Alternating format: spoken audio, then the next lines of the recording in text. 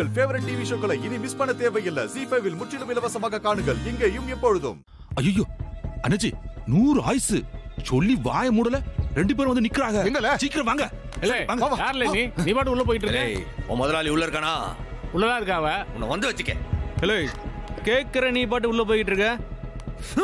ஐயோ சண்முகம். ஏய் ஐயா சமந்தி எல்லாம் நாசமா போச்சியா? என்னலே சம்மு வந்துட்டான். சம்மு வந்துட்டானா? அவன் எப்படி இங்க வந்தான்? அவன் தனியா வரலையா, கூட நம்ம பரணி பாப்பாவும் வந்திருக்கு. இது பரணி கூட வராளா? இல்ல அவன் எப்படில 7.5 எருமை மாடுகளை கூட வச்சுக்கிட்டு அங்க இங்க சுத்திக்கிட்டு இருப்பான். இவன் எதுக்குல பரணியை கூட்டு வரணும்? அவன் இப்ப இங்க எதுக்கு? அவனுக்கு எப்படி இந்த இடம் தெரியுது? எப்படியோ தெரிஞ்சுக்கிட்டு வந்துட்டாங்கய்யா. இப்ப என்ன செய்யறது? அவன் கண்ணுல பட்டா இப்ப எல்லாமே நாசமா போயிருமே. நீங்க பின்னால இருக்கீங்கன்னு தெரிஞ்சா அந்த சமூகத்தோட வேகம் கூடுமே.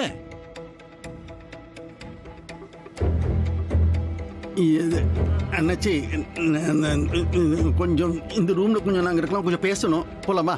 இல்ல வாங்கல அண்ணாச்சி. சரி சரியா வாங்க சார்.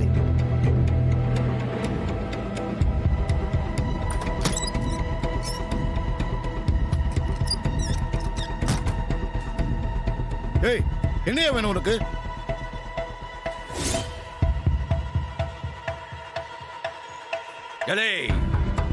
உன்னை இந்த ஊரை விட்டு போன்னு சொல்லி இன்னும் நீ போகாம எதுக்குல இங்கே நிக்க? வந்துட்ட என்னல எதுக்கு இங்கே சுத்திட்டு இருக்கவ? ஏய் சண்முகம், நீ பேச வேணாம். இது பொம்பளைங்க விஷயம். நான் அந்த அம்மா கிட்ட பேசிக்கிறேன். நீ கொஞ்சம் பொறுமையா இரு. நீ இப்படி வா.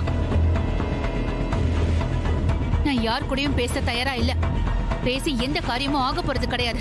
உங்க ஆசை வேதனை எல்லாமே எனக்கு புரியுது. ஆனா நீங்க முக்கியமான விஷயம் ஒண்ணு புரிஞ்சுக்கணும். நீங்க சொன்னாலும் சொல்லாட்டியும் இது எல்லாமே எங்க அப்பாவோட வேலைதான்னு எனக்கும் இவனுக்கும் ரொம்ப நல்லாவே தெரியும். ஐயா எப்படியா?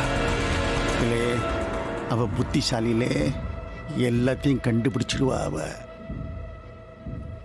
நிச்சயமா இதை நீங்களா எதுவும் செய்யல. எங்க அப்பா சொல்லிதான் இத்தனை வேலையும் நீங்க செய்றீங்க. அதுவும் எனக்கு தெரியும். ஆனா ஒரு விஷயத்த நிச்சயமா என் அப்பா உங்ககிட்ட சொல்லிருக்க மாட்டாரு. அவர் உங்க மேல இருக்கிற அக்கறையால இந்த விஷயத்த பண்ணல. சண்முகம் அவருக்கு பகை. அந்த பகையை பழி தீர்த்துக்கிறதுக்காக தான் எங்க அப்பா இந்த வேலையை செய்யறாரு. அத முதல்ல நீங்க புரிஞ்சுக்கணும். யாரும் எதுவும் பேச வேண்டிய அவசியம் இல்ல. நீங்க போகலாம். போகதான் போறேன். ஆனா உண்மையை சொல்லாம எப்படி போறது? காணாம போன உங்களோட குழந்தைதான் கனின்னு உங்ககிட்ட யார் சொன்னா? நிச்சயமா அவர்தான் சொல்லி ஏமாத்தி உங்களை அழைச்சிட்டு வந்திருப்பாரு. ஏன் தெரியுமா? சண்முகத்தை பழி வாங்கறதுக்காக. நான் வேற யாரும் இல்ல, அவர் பெத்த பொண்ணுதான், சௌந்தரபாண்டியோட மக.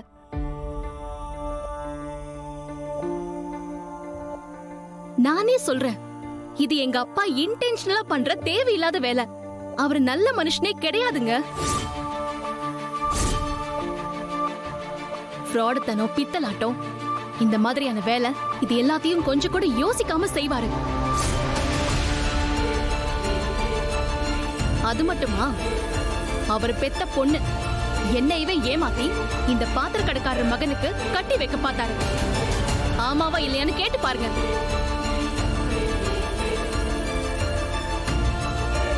அவருக்கு எந்த குடும்பமும் நல்லா இருந்தா பிடிக்காது. மத்தவங்களை அழ வச்சு பாக்குறதுல அவருக்கு பயங்கரமான இன்பம். அந்த ஆளை நம்பாதீங்க. அவர் சொல்றாருன்னு தப்பு பண்ணாதீங்க. கடைசியில அவர் உங்களை பெரிய பிரச்சனையில சிக்க வச்சுட்டு எனக்கு என்னன்னு போயிடுவாரு.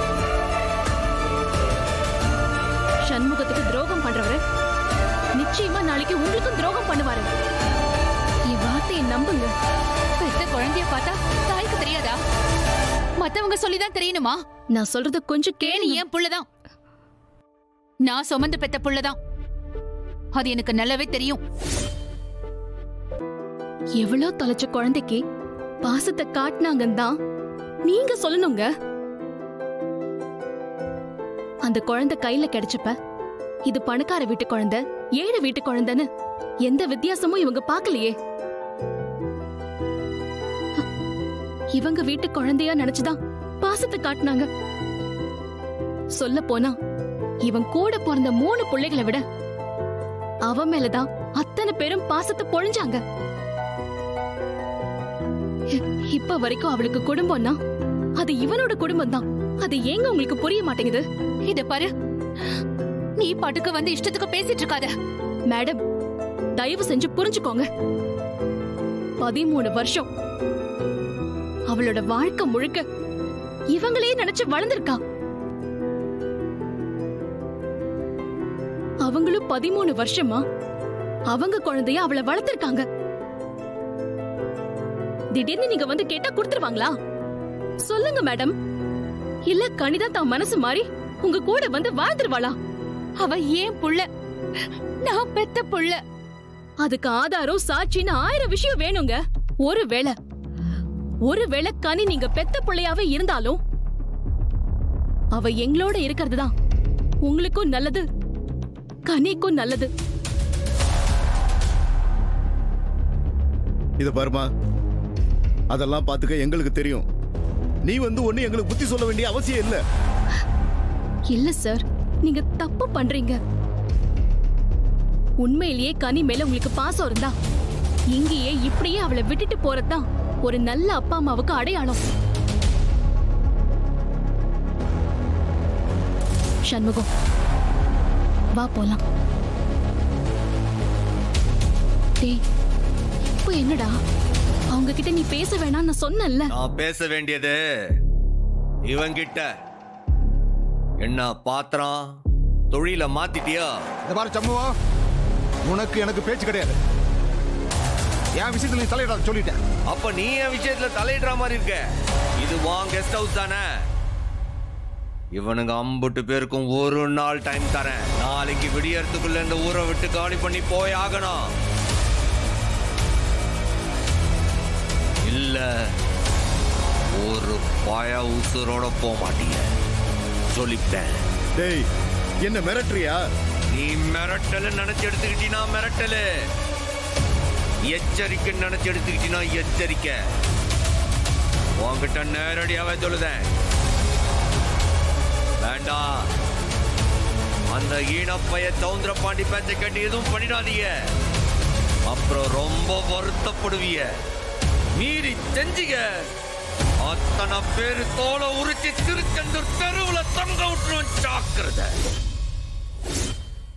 இத அந்த சவுந்தர பாண்டிக சேர்த்துதான் சொல்லுதே.